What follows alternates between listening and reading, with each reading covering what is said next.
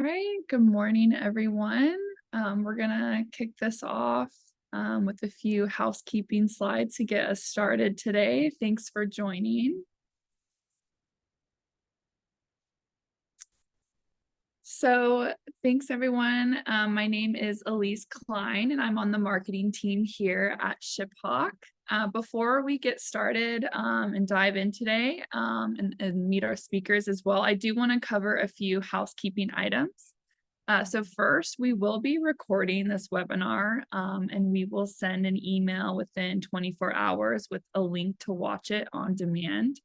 And we want you to join the conversation today. So at the bottom of your screen, you'll see a Q&A widget, and you can use that to ask our panelists any questions you like. We'll plan to save some time at the end to get all of those questions answered. And if for whatever reason we don't have enough time to get to your question, we will follow up with you after the event and make sure to get the answers you need. Lastly, tell us what you think. There will be a short survey that kind of pops up on your screen once the webinar ends, and we'd love your feedback on today's content. And another exciting quick announcement I want to cover before I introduce our speakers today. ShipHawk is giving away an all expenses paid trip to Sweet World this year in Las Vegas. So if you're currently running NetSuite, or if you're interested in implementing NetSuite for your ERP and looking to attend their event, you can scan this QR code with your phone and schedule a time for a 15-minute meeting with someone on our team, and we'll get you entered into the contest. Last year, Sweet World completely sold out. So if you're looking to go, this could be a really good opportunity for you. So without further ado, let's dive into today's topic, peak season. Peak season is very, very important as peak season can significantly impact your annual results. Whether your peak season aligns with a holiday rush, a product launch, a seasonal campaign, or special promotion, careful preparation and strategic execution is crucial. So today, we're lucky enough to be joined by two experts who will share their valuable insights and experiences on optimizing peak season performance. So first, we have Ray Roberts, Head of Sales at ShipHawk. Welcome, Ray. Hi, thanks so much. And joining us as well is Dan Page, Head of eCommerce and Customer Service at Legendary Whitetails. Welcome, Dan. Glad to be here. Awesome. So yeah, thank you both for being here. And I want to kind of start out, right, because peak season is so different for so many different companies. So I want to start off by understanding the unique aspects of peak season for different businesses. So Dan, would you want to kick us off, and maybe you could describe when your peak season occurs and what makes it unique for Legendary Whitetails? I can. So with Legendary Whitetails, it is a lifestyle brand centered around hunting and outdoors gear. So a lot of our equipment is heavy, rain sensitive and snow sensitive, and built for outdoors, hoodies, things of that nature. So we are a hypersensitive model, or a hyper seasonal model, should I say. Essentially, mid-October, once it gets a little bit, people go outside and realize, hey, it's getting a little colder, I need to get a hoodie. They'll start to come to us, and then through about mid-January, end of February, we do over 75% of our yearly volume. So it's condensed to about 3 months. So our peak season starts, and it runs until it starts to warm up again. But you'll see most of that happening around the holidays. So the hard thing for us sometimes is planning, because I might think, hey, you know what? My forecast says November 1st, it's going to be busy. A cold front comes in October 15th, we're live. It's now peak season. So we need to be very, very ready for that switch to flip. Obviously, we're located in Florida as well, so it's ending hurricane season at that point. So there's a lot of weather variables that really affect us. But once we hit the ground, we're running. Amazing. Yeah. And weather is definitely one of those things too that I've heard from, other companies where it makes such a huge impact on their peak season. Definitely something to be aware of. So, thanks for sharing that, Dan. And, Ray, I want to ask you now, what comes to mind when, you think of companies getting ready for peak seasons? Are there any risks that come top of mind, if companies don't get it right or they're not thinking about all those variables, weather could be one of them? Yeah, absolutely. So I think for me, in my experience, it's critical for a business to look at peak season as an event. It is a business event. It isn't something that just happens. It's something that comes every year, and it's something to be prepared for. The biggest risk is getting it wrong and not establishing a future base of customers. When you consider what Dan had just said, 75% of annual volume comes within that 3 to 4 month span. 75% of their opportunity to gain new customers comes within that same span of time. If you get it right, you have a much better chance of somebody coming back to buy again. Everybody in e-commerce knows if I can get you to come back to my site and purchase 3 times, you're far more likely to come back 5, 6, 7, 8, 9 times. If I get it wrong on your first experience with me, doesn't matter if I give it to you free, doesn't matter if I give you a promo 50%, your chance of coming back to visit me again are very, very small. And thus, peak season is the greatest opportunity that an e-com brand has for growth. Yeah, that's huge.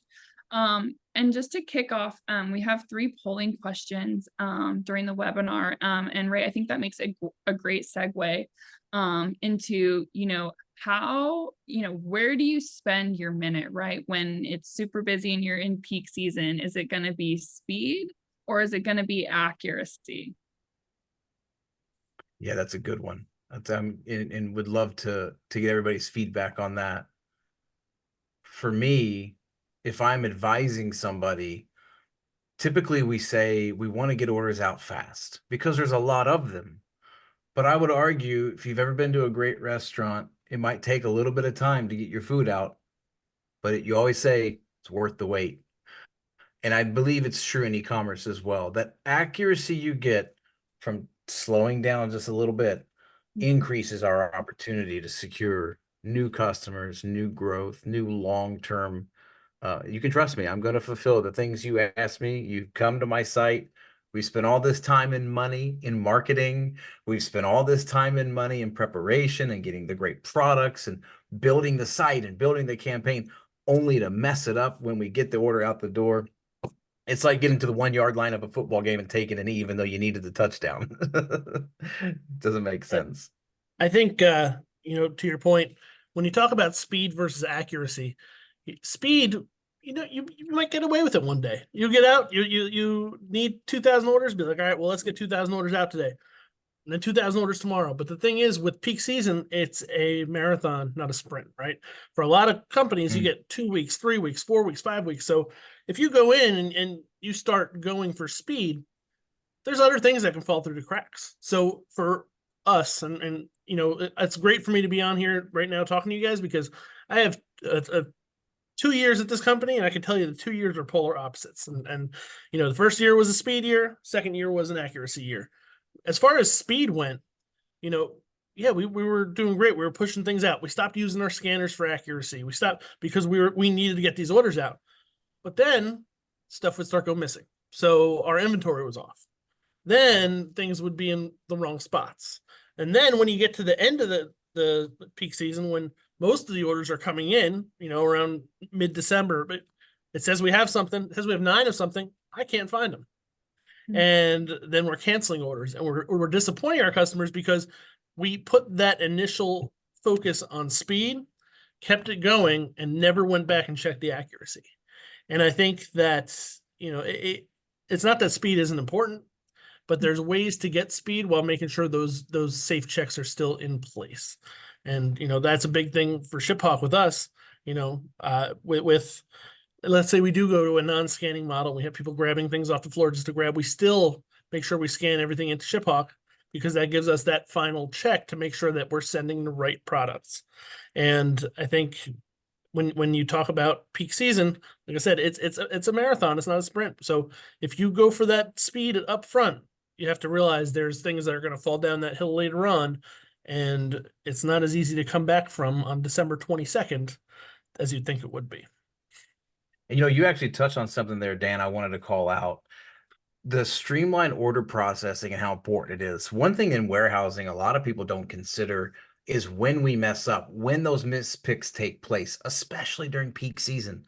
Let's say you have, I don't know, 20 of an item, and somebody comes along and mispicks even 2 of them, but the other orders now are affected by that trickle down effect of, I'm the third picker in the line coming to the same spot to grab this item, and oh no, they're not there.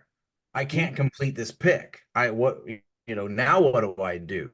And that trickle down effect can happen at multiple places in the warehouse and will absolutely clog that speed capability that you thought you had or that you were aiming for as a picker packer or as a warehouse operating fulfillment. You no longer have your speed or your accuracy. So just both things are now down the line. And that's one thing that ShipHawk really does a great job of helping out with, because it's guiding and because it's confirming and making sure that what's taking place within that fulfillment operation is accurate. You're going to gain the speed and efficiency at the same time. So you're leveraging those features like barcode scanning, tracking of inventory, real-time updates, and all the kind of things that you really, really need to have at your fingertips. Yeah. And I don't know if any of our viewers and customers out there do any type of Amazon fulfillment. We do. We're Amazon 1P fulfillment, and it's a great proposition. It goes well. What happens is we send our inventory, they pre-buy our inventory. Let's say we have a popular flannel. It's called the Army. It looks like an Army color. It's our most popular flannel. With 1P fulfillment, they'll keep selling that even after they're out. And let's say they have 2,000 in the warehouse and they sell through 2,000. All of a sudden, flip of a finger, they're coming out of my building because now they're drop ship, because they're not going to turn off that sale. So I don't even have any foresight to when that's going to happen. If Amazon sells out, all of a sudden, guess what? The Army's live. We got to ship it out of this building. If my inventory is not correct, I'm getting 270 orders for something in one day because it's our number 1 selling product and I didn't know it was coming down the pike. You get caught in a really bad situation. And that's why, keeping that accuracy and using the tools that we have available to keep everything accurate is going to benefit in the long haul. Absolutely. Yeah, definitely. And I did share the results earlier, but yeah, about 83% of you picked accuracy over speed on that. Also, and maybe we've convinced the 17%. Put it up again. Let's move over. I know. Yeah, re-roll the vote. Recount. Awesome. Yeah, so kind of taking it a level deeper, Dan, I'm curious, based on kind of what you were talking about, how does peak season impact your warehousing and shipping operations?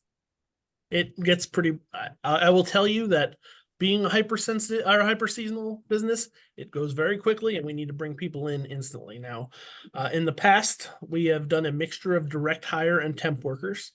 And I think in the future, temp might be the way to go, just based on our model, because there's a lot of fluctuating parts. It is a matter of moving people, December 15th hits, we got to move people to returns because returns starts to get busy. And because not only are we hyper seasonal from a shipping perspective, now we're hyper seasonal from a returns receiving perspective. So, we are very focused on the employee experience in our building. And it's not always common for warehouses to do that, but we focus on a couple of different things. First of all, we work with we're working now with one of our temp agencies offers benefits to employees. So we're using that as a reason to encourage people to come. And that's something that a lot of the places that we notice in the area are not doing. We do a lot of gamification, and we do a lot of things where we inspire people to work together, challenge friendly competition. We do a lot of employee recognition. Every day we have screens, we have things going around the building, and what it really allows us to do is it brings in a constant base of good employee that we don't really have a whole lot of turnover.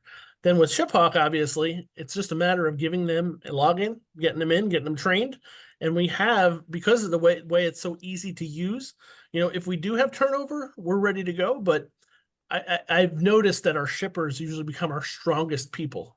Our shippers are the ones who understand the business better because they have those tools at their fingers. So when we have pickers, when we have packers, when we have people doing replenishments and whatnot, I typically end up keeping more shippers than anything else. And I think that the reason for that is because they have that structure in what they do, and it helps them understand business a little better. So I attribute a lot of that to ShipHawk. I think that it makes it easy for people to learn. I think it makes it easy for people to, in recent years or months, it's becoming easier for people to understand what the errors are and to fix them themselves. And I think that, like I said, the proof is in the pudding. We end up keeping more shippers than any other position because of how well they're able to succeed with the tools they have available. Wow. Yeah, that's amazing to hear. And Ray, I'm sure you have maybe your thoughts on this, but I do have another poll that's related to this, and we're curious to hear from you, right? Where do you guys source your support for peak season? So that will pop up, and we'd love to know, right? Is it those temp agencies that Dan was referring to? Do you pull in your friends and family for the help, right? We'd love to know. So give that a few minutes.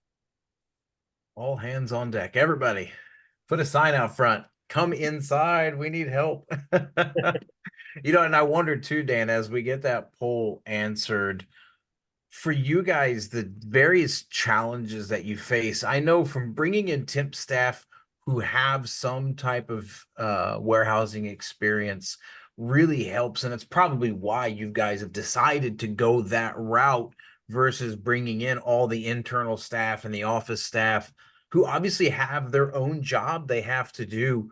When was that point for you guys that you started moving that direction? And what was the decision to say, you know what, temp staff is the better option for us long term? There was a lot of opportunity, but I think the main thing was the amount of time it was taking to hire. So when we bring people in, we'd be doing the background checks. We would be doing the hire paperwork. We would be doing all that. And when I'm in the middle of peak season, like it gets kind of crazy. It's hard to fit those things in. In the same breath, when I start peak season, I start doing ramp with large orders and I get 15, 20 people coming in. The hardest part about that is that in my opinion and my experience, starting the shift is the key to having a good shift. So if I'm out there and I have a meeting and I get everybody, give goals, get everybody pumped, get everybody started, we typically have a better day than when I'm stuck in a room doing new hire paperwork.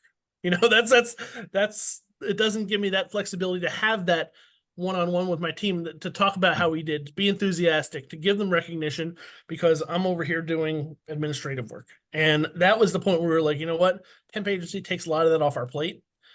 We just say, hey, I need people. They do all the paperwork. They do the background checks. People show up, bring them in, and then we go through a training process, but it makes it a lot easier on us as leaders during our busiest time because it puts us out where we need to be on the floor with our employees. Absolutely. What are the results in? Yes, I just shared those. So yeah, about 55% outsources from temp agencies, 27% internal staff and office, and then friends and family, all hands in deck, are both tied for 9%. So it definitely seems like temp agencies outsourcing is definitely the majority here. And probably for a lot of the reasons that you'd mentioned there, Dan, but before we before the show, we had connected, and an interesting thing that I think there's a lot of ways we can go with this, but for you guys, your retention rate and the culture you built there is really good. Can you just touch on that for a quick minute? Yeah. So I come from a customer service background. I'm not an original operation. I learned operations down the road, and it gave me kind of a two-sided approach to how I handle things. Because not only are my employees my employees, but they're my customers too. They're the ones that are going to be. I need to make them. I need to give the best opportunity for them to succeed. And I learned at a past life they called it the doctor-nurse relationship, right? So everybody wants to be the doctor. Everybody wants to get out and perform the operation. But if the nurse isn't there to set them up, they can't. And that's how I bring my team in. I'm like, we're the nurses, right? We're going to set up the tools. We're going to set up everything, because then we can let them do what they do best and succeed and operate. And it puts a lot in their hands. And I think that by sharing, we do, like I said, a lot of sharing of who's doing the best today, either best shippers, best pickers, and they create a very healthy competition between them. We walk through the aisles, we get everybody excited. I think, for me personally, I make sure that I know something about my employees. I talk to them, I know their names, I know their families, I know what relates to them. And I put up a TV, and we're going to do it again this year, where all of the managers, all the leadership pictures come up and little facts pop up, right? And it gave all the new people a reason to. So it says Dan's favorite movie is Jurassic Park. Well, somebody that comes in their first day is like, oh, which one was your favorite? And it's like, it creates that bridge of breaking down me being a boss and me being a person that's here with a common goal. And I think that we've done a very good job of making this, and I know the cliche of, working here as a family, but, people spend more time here during the holidays than we do with our actual families. And I think that if we approach it as though, we are on the same page with a common goal, and thank everybody, I wish I had pictures ready, but the day before our last day of shipping, guaranteed before Christmas, I said if they ship 20,000 units in one day, I'd dye my hair pink. And they did 21,000. And I wish I had those pictures to throw up. But you know what? Sometimes it's putting myself out there and making them understand that I want to hit this goal, not just because it's my job, but it's because we want to make those customers happy. We want to be here next year. We want to grow. We want to give you guys the opportunity to have roles here down the road. And the only way to do that is by growing the business. Wow. That's You guys really own the culture. Yeah. At least new poll. How many people have dyed their hair pink? Probably know. just Dan. That's fantastic. I actually had a and this is great. Not trying to get off topic.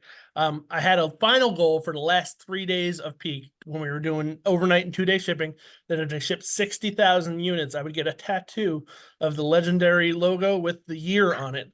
I had the owner who had a friend that's a tattoo artist, and he was ready to book it and have me do it in the middle of the floor.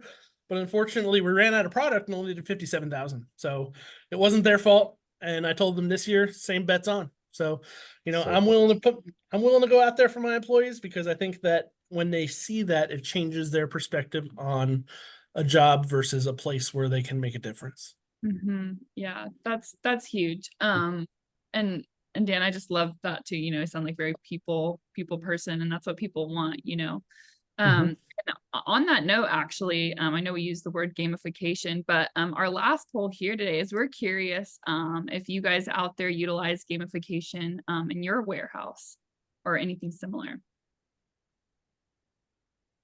That is going to be an interesting one, because people are by nature. You ever hear that? I'm a competitive person. Everyone's a competitive person. Have you ever played Mario Kart with a 6-year-old? They will throw the controller in your face. Everyone's born with some competitive nature to them. What I love about gamification is it takes the hard work you're doing and it changes not the work, but the mindset towards the work.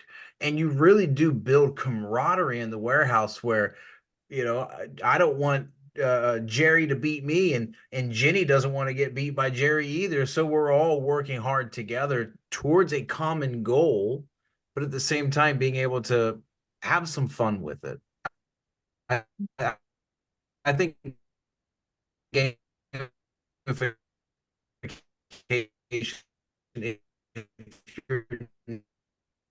I think you're breaking up. Is easiest hanging activity, but camaraderie.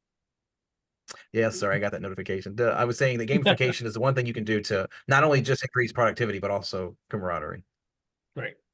Awesome. And the thing is, for us, it's not always even giving away prizes. And I think a lot of people have this opinion, and we do prizes every now and then. We'll have competition like power hours and things like that to win a small gift card and whatnot. But a lot of people just like to be in it for the competition. And there's a lot of things that people will do. Like last year, silly thing, but I told the person that won that we had a little like wrestling championship belt. And I was like, whoever gets the highest score can wear the championship belt all day tomorrow. And it's like, that's something that drives people just to be competitive, and it's doesn't always have to be a gift. It doesn't always have to have a financial, doesn't have to be the person gets a TV. It has to be, give people pride in what they do. Yeah. Yep. It's huge. And I just shared the TV. results from that poll too. Looks like 75% of you don't actually utilize gamification in the warehouse and 25% of you do. Absolutely. Yeah, it is such a good tool to use for those that said no. If you want to reach out to me after ray.roberts@shiphawk.com, let's talk through some very easy things that you can do. I consult on this often and just have had fantastic results. There's a lot of, so one of the things that I've done in the past as far as gamification, I haven't done it here yet, but this year I might try it. What we did every hour, we would check who picked, and our pick rate was expected to be 46 units an hour. Everybody that picked over 46 units an hour got an Uno card.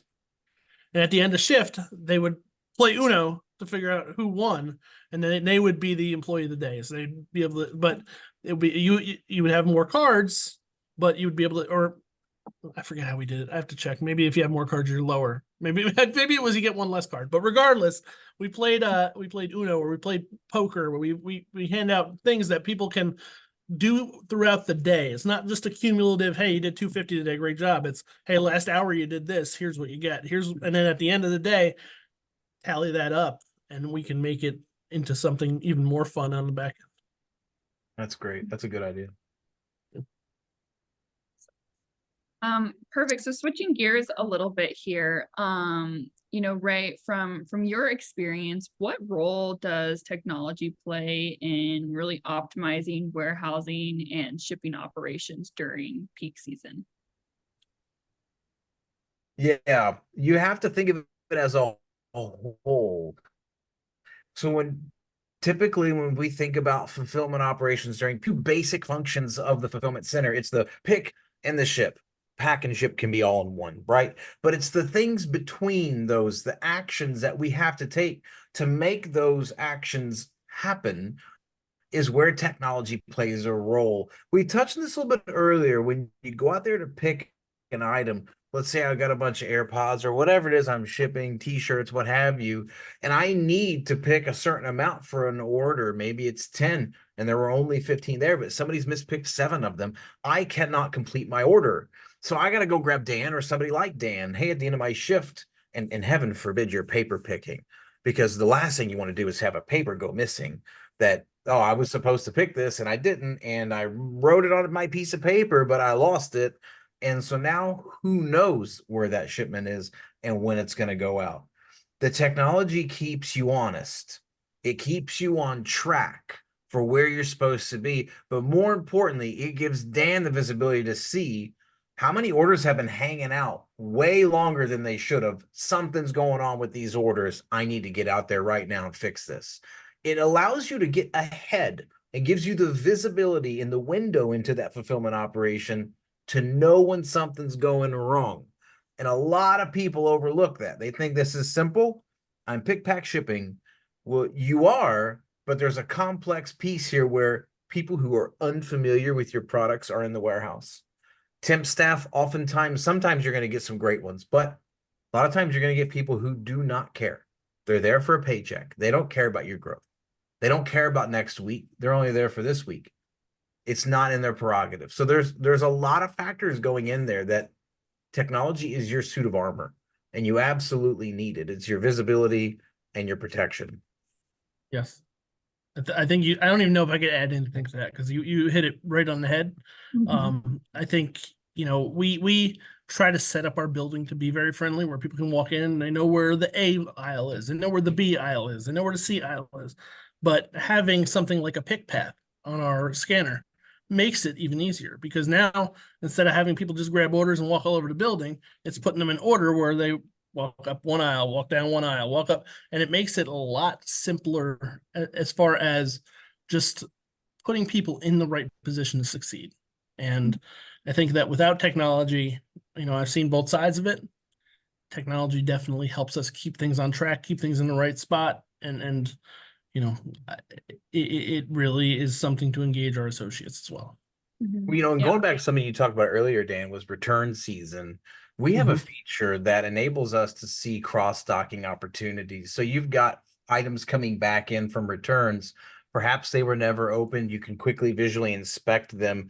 If that item is on a current active order, you can quickly take that item, cross-dock it, and ship it right back out. So you don't have to go through the arduous task of doing a put away, and then you're paying somebody to put it away, then you're paying somebody else to go pick it and then reship it, when that could all take place in a central, right there on the dock location for the companies who can take advantage of that. That's a very powerful tool. But also the returns put away feature where, hey, I've got stuff that needs to go in the warehouse. Where should it go? How should we organize this based on current activity of item? Where's the best place to put this thing? Technology helps you to be organized from day one. It helps to reduce the amount of steps that you have to take in the warehouse while also protecting you from a myriad of other issues. Yep. Yeah. Couldn't And agree I more. have to say too, Dan, it's awesome to see how technology has supported that amazing culture that you guys have built internally, and how that goes hand in hand. It's changed a lot of how how we've done decision making. I think I spoke yesterday when we talked. We had a pre-meeting, but in the previous years, one thing that had always been the philosophy was stack it on the shelves, let it fly, let it go. Put it out. If it's out, people will be able to grab it. And we'd have items where there was maybe 6 locations where the same item ended up, and it would be like, well, this one's empty. Let me go check the next one. And we put together a very, very tight strategy last year of making sure that everything only had one location, making sure and the way our floor is built out, we have our top 144 SKUs right in the front, then it fans out to our next 576, and it moves out. And then we have our large items over here, so we have more space for them. We can put more on the shelf, and it made a huge difference. We had, the previous year, I had people struggling to get 300 units per hour. Last year, the average was over 350. And I had people in the upwards of 500, 550 in a shift. And I think the technology aspect of that because if I didn't have that data, if I didn't have any of that information, I'd be going blind. I'd be going on intuition. And as much as I would love to say my intuition is impeccable, I don't think any of us can compare to some of the raw data when it comes out. Yeah, definitely. And speaking of software and data, just a question here, kind of going back a little bit, from Lynn. She asked, how do you forecast labor headcount for peak season? Do you use a specific software, or is it intuition, right? So I use Microsoft Excel. It's great. It's a great software. No, so what I do is I kind of work backwards. So I look at what I'm going to need from a perspective of hitting 80% of my goal. And the reason I do that is because I know that people are going to have a learning curve. I know that people are going to come in. You'll have some people doing great, have some people doing not as great. But what I'll do is I'll look at my forecast. My forecast gets provided to me by the planning team. And let's say I have 10,000 units to do this week, right? So if I need to work backwards. So if they're working 8 hours a week, let's use 8,000 units just for math purpose. So if I have to use, I lied. Let's use 7 hours. So 7,000 units this week. That means it's 1,000 a day, essentially, right? So if I have people who are picking at a rate of 200 an hour, I only need five labor hours to pick that. Now, as far as shipping, I figure out what my ship rate is. And a lot of that, I go back into historical data. So what I will do then is go back and say, okay, well, I have a team that's able to ship at 28 units per hour. I'm going to knock that 20%. So 22 is going to be, so if I need to ship 8,000 units, I'm going to do 22 per labor hour. I'm going to divide the 8,000 by the 22 labor hour, and I'm going to get those people in there. It's a lot of manual calculation, and sometimes there's things that change. Like I said before, with my business, weather can change a lot of things very quickly. And so I go in with a plan, but I have flexibility built into that plan too. And I know that, there's going to be a time when that plan is easy to execute, but when the external variables come in, we need to react. And I think that's the hardest part sometimes, because if you're looking at data and you go report to your manager and go, hey, here's what I came with the plan. That's great. Well, there's things that happen outside of that plan. We need to be ready to take action, but also figure out down the road how to peel that back. So if we're going to overspend labor one week, we need to take a look at how to peel that back later on. And a lot of what we do, I'm lucky to be in a place where experimentation is welcome. So, last year we added a 2 a.m. to 6 a.m. cleanup shift in the middle of the holidays. And, I was given the blessing and I was able to figure out what that cost at the end on the back end. But I think, each business is going to be different, but you need to really work backwards on what you need. And like I said, I would say whatever your goal is, shoot for 80% because you're going to have a learning curve. You're going to have people coming in, you're going to have turnover, you're going to have things like that. And use that to labor plan how many people you need on a shift at any given time. Well said. Great. Thanks for that, Dan. That's really good. So yeah, kind of taking a little different angle now. Ray, I'd love to know, from your experience, what are some common mistakes that companies make during peak season, and, how can they avoid those mistakes? I think the biggest mistake is misplaced focus.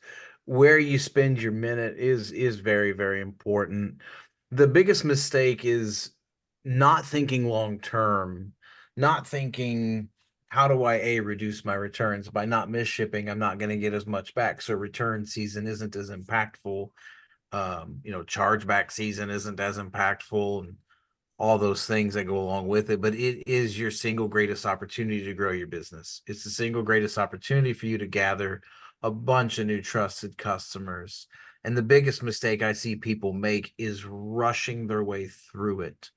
You gotta slow down, and it's gonna take a little longer. And when you're on the line of a deadline of I gotta get it out by X date or it's not gonna get there on time, like I'm sure Dan's gonna talk about this too. What we see this year is a very unique peak season, very unique holiday schedule. It only happens like once every 7 years or so. The biggest mistake is going to be not being prepared for that. When are your shipping cutoff times? When do you have to have this out the door? Plan that back. You've got time now. October is when peak season starts, right? Everybody thinks it's November, December. It's not. It's October. So you have a little bit of time now. Map that out. Plan that out. When do I have to get this out the door for it to hit a 3-day shipping window? Because, even shipping is going to get saturated. So your 2 days are pretty much gone, right? Your 2, 3, 4 days now. You have to be prepared.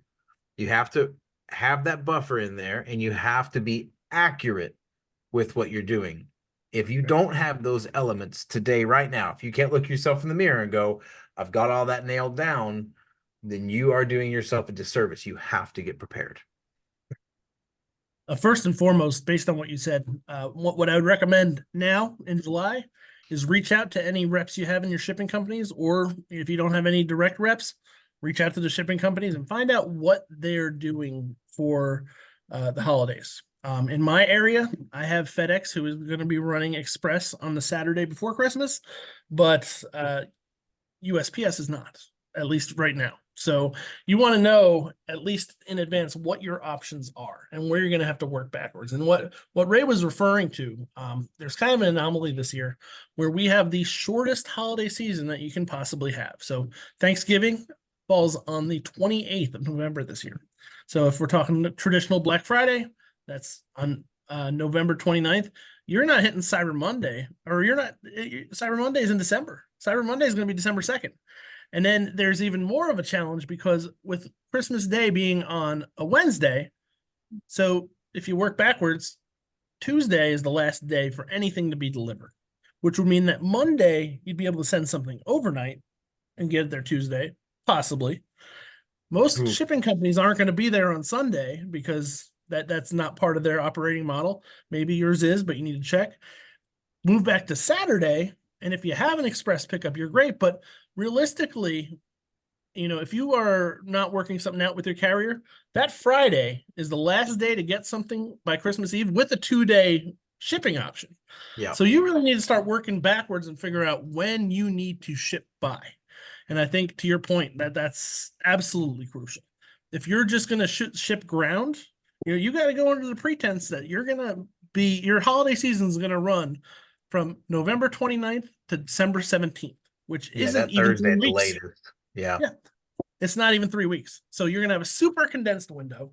You're going to have, a lot of challenges with getting things out on time and making sure that those carriers are delivering on Christmas Eve or delivering, or if they're picking up on Saturdays. But there's a lot of variables just because of how Thanksgiving falls and how Christmas falls this year, that we have a very, very condensed window and a very, very short opportunity to ship and get things done with ground shipping as opposed to expedited, which obviously I'm sure everybody knows, can drive costs up significantly. Oh, I was gonna say, if you have to overnight something during the holidays, you better forget about the margins on not only that shipment, but 20 other shipments. Like that, Yeah. that is so killer. It is so killer when you don't have that strategy planned and now you're spending all this money. Your margins aren't that good on most of these items where you can afford to overnight even 5 orders and you're sacrificing 50 basically at that point.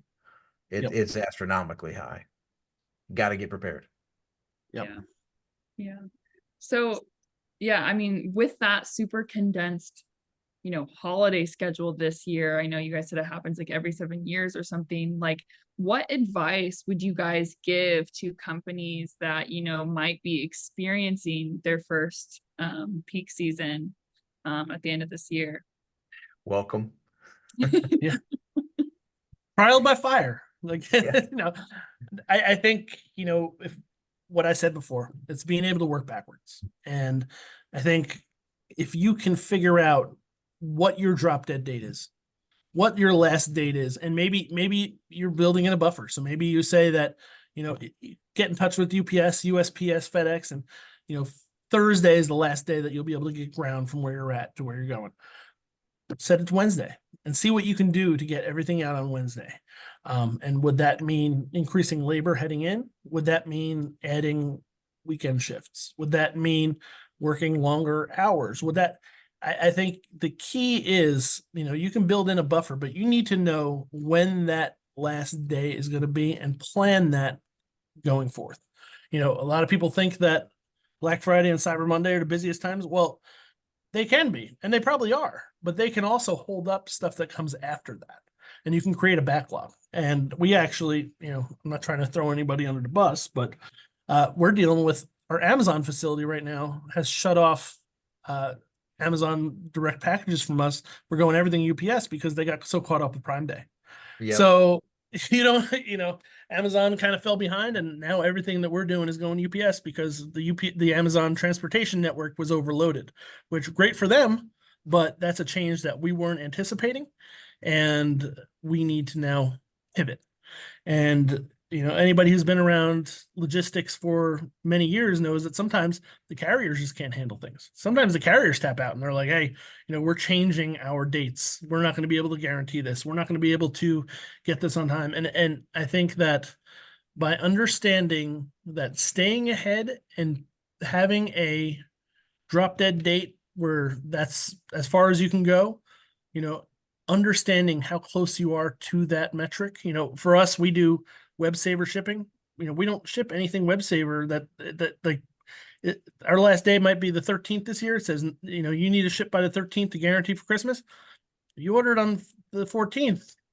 I'm not even looking at your order until afterwards. And I don't mean that in a bad way. Maybe if we catch up, I can ship it early, but you have to hold that plan. You created the plan. We need to stick to the plan and get everything out that we possibly can by the date it needs to go. Which is how you see why it's so challenging for companies to not just go straight for speed, and where accuracy is so important, and how technology supporting that entire operation is absolutely vital to success. You're not going to be able to juggle all those balls in the air at once without dropping at least one, maybe two of them. It's just not going to happen. You have to have support. You have to have a software in place that's going to support that operation. So very, very important. Great advice. So we are getting close to the end. So I do want to encourage anyone, if you have any questions, or anything you really want to know, please, submit those questions in the Q&A, and we can get those answered.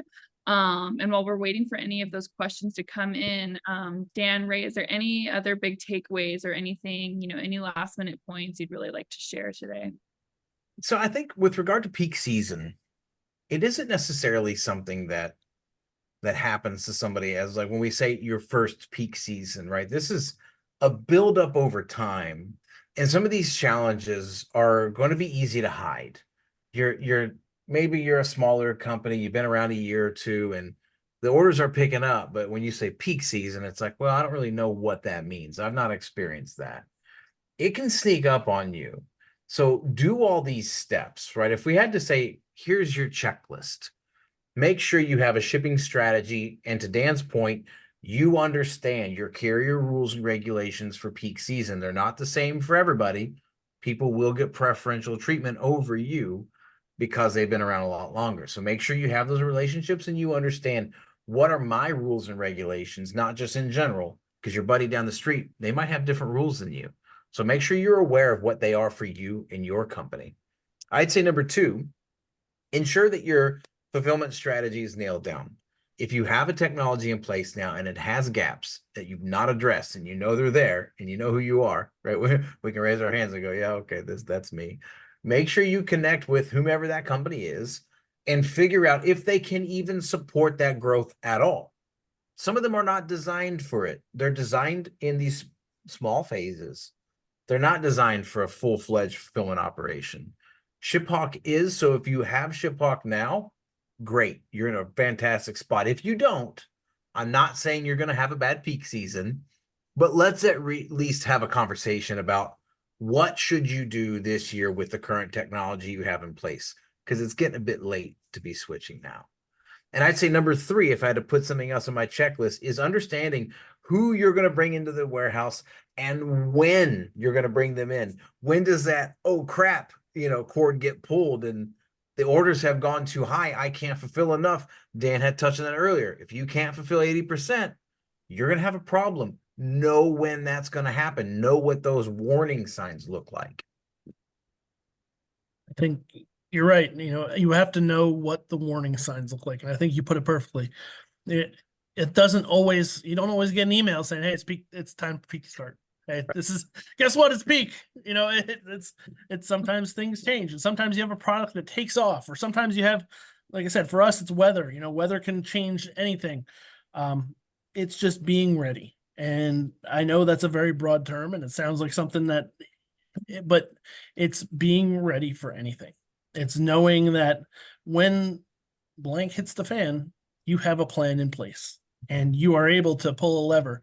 You are able to make it happen. You are able to get ahead, because once you fall behind, you're in a bad spot. And I think that's the key is if you're going to wait and wait and wait until your peak season starts, you're going to be playing from behind. And you don't want to do that. You want to have a strategy in place. And even if there is adjustments that have to be made across the way, you need to know what's going to happen the day that kicks off. What's that magic number, right? So for me, my magic number is 12,000 units. That's when I know I need to add night shift. That's when I know I need to add. So I look at my forecast and I'm like, okay, well, we're not supposed to hit 12,000 units until October 16th. That's when our catalog comes out. Well, if it happens October 5th, I still know that 12,000 is my danger number. So if I come in, there's 12,000 orders, I know I have to enact that plan a week early. And that's the key, is being flexible, but having defined plans and roles. Great. Great. And yeah, remember, peak season, based on what you guys are saying, peak season challenges can be transformed into, exciting opportunities for growth, with the right strategies and tools and preparation. So, we are getting close to the top of the hour. Thank you, Ray and Dan for sharing all of your expertise with us today. We actually have a peak season checklist for you that we'll pull up right now. So these are essential questions, for tackling the top 5 kind of, supply chain challenges people experience in peak season. So you can go ahead and scan that QR code right now. We'll also be sending that in the email follow-up along with the webinar recording. And yeah, thank you all for joining us today. We hope you had a good time and good luck with your peak season preparations.